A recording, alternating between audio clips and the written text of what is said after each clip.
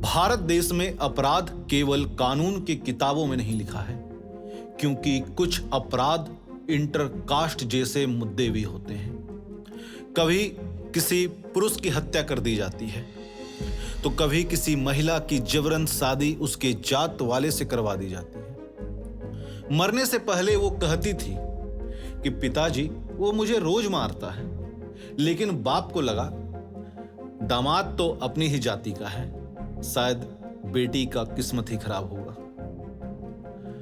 Middle class लोग कुछ कमाए ना कमाए, लेकिन जात वाली इज्जत जरूर कमाते हैं। लेकिन विडंबना यह है, अक्सर ये जात वाले इज्जतदार लोग ही के तलवे चाटते नजर आते हैं।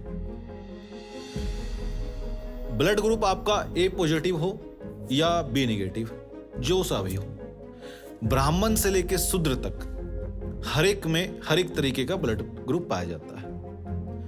तो सवाल है, जात क्या हम केवल चमड़े के भरोसे पाल रहे हैं? क्योंकि ये तो पक्की बात है कि जात खून तक नहीं जाता। नमस्कार, मेरा नाम है अमित कुमार और आप देखना शुरू कर चुके हैं हमारे the untold Bharat YouTube channel की ये सीरीज, जिसका नाम है जनता जनार्दन, जिसमें आज बात जाति, राजनीति और समाज की।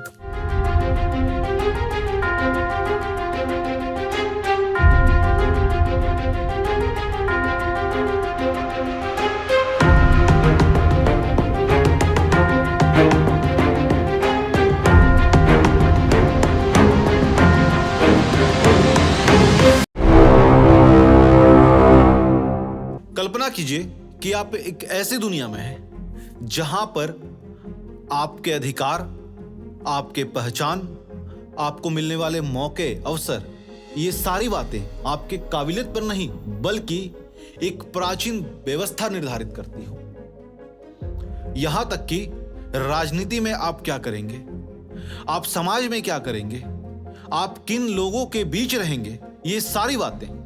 और विडंबना ये है, ये केवल कल्पना नहीं है, ये किसी प्राचीन दुनिया की बात नहीं है, ये वर्तमान भारतीय समाज की बात है।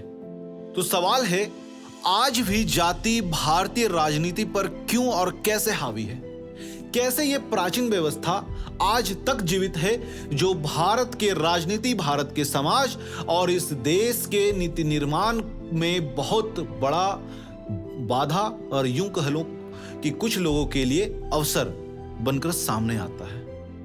सवाल है, आज भी जीवित क्यों है? तो चलिए समझते हैं पूरे विस्तार से कि क्यों, कैसे और क्या प्रभाव है इस जाति का हमारे समाज में, हमारे राजनीति में, और ये किस तरीके से हमारे भारत और आने वाले वक्त के भारत का निर्माण कर रहा है। देखिए, भारत में ये जाति केवल जाति नहीं है, ये सत्ता, संसाधन और नियंत्रण के बारे में है। जाति जो है वो समाज को दो भागों में बांट देती है। एक ऐसा भाग, एक ऐसा तबका जो नियंत्रण कर रहा होता है, और एक ऐसा हिस्सा जो नियंत्रित हो रहा होता है। तो ये जो जाति है, इसके बहुत सारे फायदे बहुत सारे लोग राजनीतिक रूप से लेते हैं। लेकिन सवाल है, जब ये जाति जो कि प्राचीन व्यवस्था पर आधारित है, वो वर्तमान के आधुनिक लोकतंत्र से जब टकराती है, तब क्या होता है? तब एक युद्ध का मैदान मिलता है, और उस मैदान में कुछ यूं कह लो योद्धा या खिलाड़ी होते हैं, जो अपने अपने जातिगत हथियार का इस्तेमाल करके इस युद्ध में जीतने का पूरी तरीके से प्रयास करते हैं। लेकिन सवाल है कि जब दो लोगों के बीच में युद्ध होता है, तो किसी एक चीज को पाने के लिए होता है, तो वो चीज है क्या? और दूसरा सवाल है कि जब दो लोगों के बीच में युद्ध होता है, तो कई सारे लोग ना चाहते हुए भी पीसे जाते हैं, मारे जाते हैं। तो वो लोग आखिरकार कौन है? चलिए एक एक करके सबको समझते हैं। तो सवाल है कि इस जातिगत राजनीति के वास्तविक खिलाड़ी कौन है? जैसा कि मैंने आपको पहले भी कहा था कि ये जाति समाज को दो भागों में बांटती है, एक शोषित वर्ग और दूसरा शोषक वर्ग। तो यहां पर कुछ ऐसी पार्टियां हैं देश में जो उन शोषित वर्गों के उद्धार की कस्में खाती है, जो तथाकथित तौर पर जो पिछड़ी जातियां हैं, जिसमें ओबीसी, एसटी, एससी और आदिवासी लोग शामिल हैं, उन सबों के उत्थान के लिए काम करती है। वहीं एक दूसरी जो पार्टी है वो उन शोषक वर्गों के साथ मिलकर काम करती है जो तथाकथित तौर पर उच्च जाति के लिए खड़े हैं। और इन दोनों प्रतिद्वंद्वियों के बीच में जो ये युद्ध होता है, उसमें जो भी विजेता होता हो, उस विजेता के हाथ में होता है लाखों करोड़ों भारतीयों के लिए नीति निर्माण करने का, और देश के आवाम की किस्मत, देश के आवाम का भविष्य इन नीति निर्मातक के हाथ में ही होता है। लेकिन यहां पर एक और विडंबना है। आम जनता को जाति केवल दो ही वक्त याद आता है, एक चुनाव और दूसरा विवाह। लेकिन क्या ये जो आम जनता जाति को याद करते हैं एक गिने चुने टाइम में और बाकी टाइम तो भूल ही जाते हैं, कहा जाए तो एक तरीके से, तो क्या जितना अधिक गलती इन राजनीतिक खिलाड़ियों का है, क्या आम जनता भी उसमें शामिल है कहीं ना कहीं? तो चलिए पता करते हैं। देखिए, आगे बढ़ने के पहले बेहतर होगा कि हम इस जातिगत राजनीति के भूगोल को समझ लें। पूरे भारत में ये जातिगत राजनीति जो है वो एक जैसा नहीं है। अगर देखा जाए तो उत्तर प्रदेश, तमिलनाडु, बिहार ऐसे कुछ राज्य हैं जहां पर ये जातिगत राजनीति अधिक देखने को मिलती है और बाकियों में कम। लेकिन सवाल है क्यों? इन्हीं राज्यों में अधिक क्यों? तो इसके पीछे जवाब यह है कि इन राज्यों में आजादी के वक्त का जो आंदोलन रहा, आजादी के वक्त का जो युद्ध रहा, लड़ाई रहा, वो उसका काफी लंबा इतिहास रहा। एक कारण। दूसरा कारण कि ये जो राज्य हैं यहां पर ग्रामीण क्षेत्र, ग्रामीण पृष्ठभूमि अधिक है। तो जैसा कि हम सभी जानते हैं, ग्रामीण पृष्ठभूमि में, ग्रामीण क्षेत्र में जहां पर सामाजिक गतिशीलता कम होती है, वहां पर जातिगत भेदभाव अधिक होता है। शहर भी कम नहीं है, शहर में ऐसा नहीं कि जाति व्यवस्था के आधार पर भेदभाव कम है, लेकिन उनका तरीका, उनका प्रक्रिया अलग है, शिक्षा में, नौकरी में। लेकिन ग्रामीण क्षेत्र में तरीका बिल्कुल अलग है, समाज में। अब है क्या ये समाज, गांव, ये तो समझ में आ गया, लेकिन आंदोलन से, जो अपना आजादी का आंदोलन रहा, उससे क्या लेना देना? देखिए, आजादी के आंदोलन के बाद जब देश आजाद होता है तो बहुत सारे जो लोग थे वो अपना अपना गुट बनाए, वो सामाजिक आंदोलन में भी लगे। और जब सामाजिक आंदोलन में लगे, राजनीति में आए, तो उनमें से कुछ ऐसे गुट बन गए जो जाति पर केंद्रित हो गए, और जिसकी वजह से जहां जहां पर राजनीति अधिक रहा, वहां वहां पर जाति का राजनीति आना स्वाभाविक है, क्योंकि ये जाति चुनाव का एक बहुत बड़ा हथियार है, चुनाव जीतने का। विडंबना यह है कि ये जातिगत जो व्यवस्था है, ये कोई नई व्यवस्था नहीं है, ये सदियों पुरानी व्यवस्था है। ये ना कि अंग्रेजों के वक्त से है, ना ही केवल मुगलों के वक्त से है, ना ही केवल मौर्यों के वक्त से है, बल्कि ये तो वेदों के वक्त से है।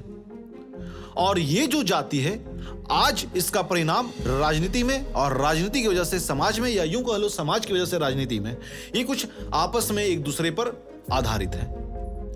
और ये जो जाति है समाज में इस तरीके से घुल चुकी है, इस तरीके से गहराई में अपना जड़ जमा चुकी है कि उसे भारतीय समाज से उखाड़ पाना लगभग सा असंभव है। आपको स्वदेश मूवी का एक डायलॉग याद होगा, जब शाहरुख खान पूछते हैं गांव से वालों से जाति के बारे में, ऐसा ही कुछ सीन था, तो वहां पर एक व्यक्ति कहता है कि जाति वो चीज है जो कभी नहीं जाती, और ये कहीं ना कहीं 100% सत्य है। भारतीय समाज में आप कितना भी इस बात से इग्नोर करें, कितना भी इस बात को आप झूठा कहने का कोशिश करें, लेकिन सच्चाई ये है कि जाति कहीं ना कहीं भारतीय समाज में बहुत ही गहराई से अपनी जड़ जमा रखी है। और ये जड़ कोई आज की नई नहीं, बल्कि सदियों पुरानी है, जिसकी वजह से ये जड़ खत्म होने के बजाय कहीं ना कहीं बढ़ते जा रही है अलग अलग तरीकों से। और इस जातिगत व्यवस्था में एक बहुत बड़ा समस्या तब आया जब 1990 के दशक में मंडल आयोग आता है। मंडल आयोग ओबीसी आरक्षण को लेकर के बात करती है, और इसके जवाब में पूरे भारत भर में विरोध प्रदर्शन होना शुरू होता है, बहुत अधिक बड़े लेवल पर। दिल्ली यूनिवर्सिटी के कुछ स्टूडेंट तो खुद को आग लगा लेते हैं। ऐसा नहीं कि इस व्यवस्था को लाने का मतलब यह था कि समाज में जातिगत व्यवस्था को बढ़ाना, यह तो हो ही नहीं सकता कभी, बल्कि घटाना ही था। लेकिन क्यों इसके बहुत सारे निगेटिव और कुछ पॉजिटिव इंपैक्ट पड़े, उसे काफी डिटेल्स में मैं अगले वीडियो में बताऊंगा। फिलहाल अपने टॉपिक को यहीं पर रखते हैं कि जाति राजनीति पर किस तरीके से हावी बनी हुई है और किस तरीके से देश के हर एक नीति निर्माण को प्रभावित कर रही है। एक सवाल ये भी है कि देखा जाए तो जाति सदियों पुरानी व्यवस्था है। दूसरा कि मंडल आयोग तो 1990 में आया, तो आज 2024 में यह भारतीय राजनीति पर क्यों और कैसे हावी है? तो साधारण सा इसका जवाब है, जाति एक राजनीतिक हथियार है और उस हथियार का इस्तेमाल हर एक राजनीतिक दल अपने अपने वोट बैंक को खींचने के लिए करते हैं। वो अपने चुनाव में जाति पर आधारित वादे जरूर से रखते हैं। आपको याद होगा, एक बार, मैं नाम नहीं लूंगा, मेरे बात से आप समझ जाओगे और कमेंट सेक्शन में बताना मैं किसके बारे में बात कर रहा हूं। बिहार के चुनाव में किसी पार्टी ने कहा था कि मैं आरक्षण हटा दूंगा और नतीजा आप सबों को पता है। तो आप समझ सकते हैं कि जाति कितना अधिक इंपॉर्टेंट रोल प्ले करता है इलेक्शन में। जो पार्टियां होती हैं वो उस तरीके का वादे करती हैं कि मैं किसी खास जाति के लिए काम करूंगा, हमारी पार्टी किसी खास जाति के उत्थान के लिए काम करेगी। बदले में क्या चाहिए उन्हें? Vote bank. उस खास टारगेटेड ऑडियंस, टारगेटेड जो जातिगत ऑडियंस है, उनका वोट चाहिए होता है। और एक बात तो पक्का है, जब कोई भी व्यक्ति, कोई भी पार्टी, कोई भी दल किसी एक जाति के लिए कुछ स्पेशल करने का बात कर रहा हो, तो डेफिनेटली जो दूसरे समुदाय हैं उनके कीमत पर, उनको कहीं ना कहीं मिलने वाले जो अवसर हैं उसे कम करने के कीमत पर ही दूसरे समुदाय के अवसर को बढ़ाया जा सकता है। और ये एक रोल प्ले करता है, गेम चेंजर का रोल प्ले करता है इलेक्शंस में। इसलिए आज भी चुनाव में ये उसी तरीके से काम करते हैं जैसे पहले करते थे। अब अगला सवाल कि ये जो जाति है जिसकी वजह से राजनीति में प्रभाव तो हमने देख लिया, समाज पर इसका क्या प्रभाव है? ये जाति व्यवस्था जो है समाज को बांटती है, बहुत ही बुरी तरीके से बांटती है। कुछ ऐसा यहां पर व्यवस्था आ जाता है सामने कि एक तबका दूसरे तबके से कहीं ना कहीं ईर्ष्या, घृणा, नफरत और कई बार ये नौबत जान मारने तक की आ जाती है। सरकार ने कई सारे प्रयास किए आजादी के बाद से लेकर अब तक। भारत से जाति व्यवस्था को खत्म करने के लिए कई सारे प्रयास किए गए। आपको अगर याद होगा तो राम मनोहर लोहिया बोला करते थे, इस देश में जब तक रोटी और बेटी का संबंध अंतर जातीय नहीं होगा तब तक इस देश का उद्धार नहीं हो सकता। हमने रोटी का संबंध तो कर लिया लेकिन बेटी का संबंध नहीं कर पाए। जैसे जब हम कहीं पंगत में खाते हैं, कहीं काट पे, बाहर कहीं भी हम लोग खाते हैं, तो हम पूछने नहीं जाते हैं कि सामने बनाने वाला किस जाति का है, परोसने वाला किस जाति का है। उस संस्था का, वो होटल हो या रेस्टोरेंट हो या काट हो, उसका ऑनर किस जाति का है, नहीं पूछने जाते हैं। जब हम कहीं पर बैठ के खा रहे हो तो हम नहीं पूछने जाते हमारे बगल में बैठा हुआ व्यक्ति किस जाति का है। लेकिन जब बात बेटी की आती है तो सबसे पहला सवाल ये होता है किस जाति का है। और उस जाति में भी सब जाति होते हैं, क्या उस हमारे सब जाति का है कि नहीं? ऐसे कई सारे बैरियर्स होते हैं। तो इस समाज में जब तक आज भी राम मनोहर लोहिया की बातें याद आती है और आज भी वो पूरी तरीके से एप्लीकेबल है कि जब तक इस देश में रोटी और बेटी का संबंध विभिन्न जातियों में नहीं होता तब तक इस देश का उद्धार नहीं हो सकता। कि राजनीति ये केवल अतीत का विषय नहीं, ये वर्तमान है और भविष्य भी। लेकिन सवाल है कि हम क्या कर रहे हैं और हम क्या चाहते हैं। क्या हम ये चाहते हैं कि हमारा देश, हमारा लोकतंत्र जाति के अधीन रहे, एक ऐसा लोकतंत्र जिसने अंग्रेजों को मार भगाया? क्या हम इस जाति नामक व्यवस्था को हटा करके इस लोकतंत्र को आजाद नहीं कर सकते? सवाल है कि आप क्या चाहते हैं, सवाल है कि क्या करना चाहिए और क्या उपाय हो सकते हैं। तो वक्त आ चुका है इस पर बातचीत करने की। तो आप सभी कमेंट सेक्शन में अपना जवाब, अपना विचार, जो भी आपकी राय हो वो जरूर से बताएं। देखा जाए कि किसका क्या विचार आता है, पब्लिक क्या बोलती है, जनता क्या बोलती है और जनता क्या चाहती है। इसी कारण से इस सीरीज का नाम भी है जनता जनार्दन, जनता का हुक्म सब आंखों पर। याद रखें, लोकतंत्र लोगों के लिए है, लेकिन तभी जब वो सभी लोगों के लिए हो।